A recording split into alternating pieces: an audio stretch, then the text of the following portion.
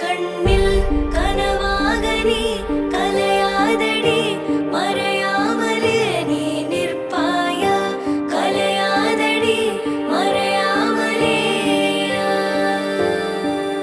உன்னுள் வழி சொல்லடி விடை சொல்லடி நெருங்காமலே நீ செல்வாயா விடை சொல்லடி நெருங்காமலே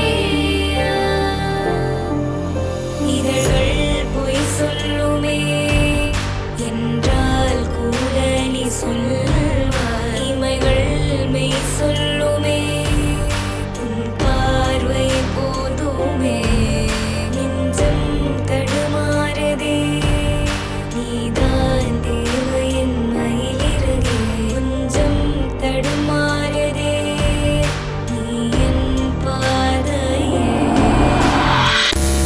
Hi DMO. இது ஒன்று பெரிய சர்ப்ரைஸாக இருக்கும்னு நினைக்கிறேன். Just an FYI for everyone.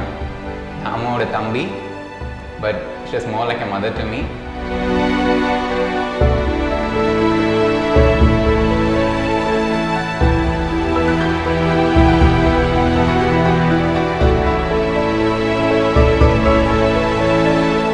நான் அவனை ரொம்ப மிஸ் பண்ணுவேன், உனக்கே தெரியும்.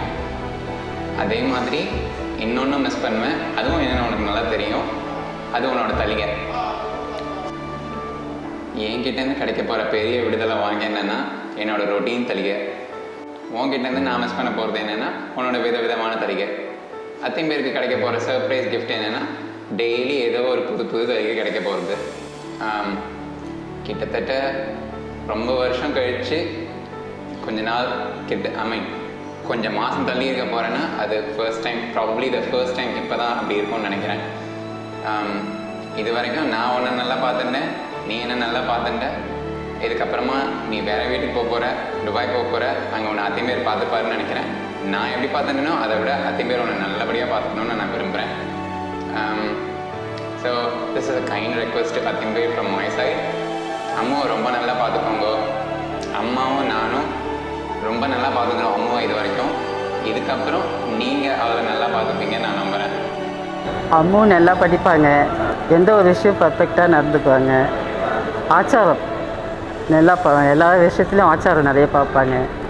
பெருமாளோட இதுதான் நல்லா பிடிக்கும் அவங்களுக்கு. நிறைய பக்தி, நிறைய படிப்புலேயும் பெஸ்ட்டு தான், ஆஃபீஸ்லேயும் அவங்க பெஸ்ட்டு, வீட்லேயும் எல்லாருக்கும் செல்ல பொண்ணு.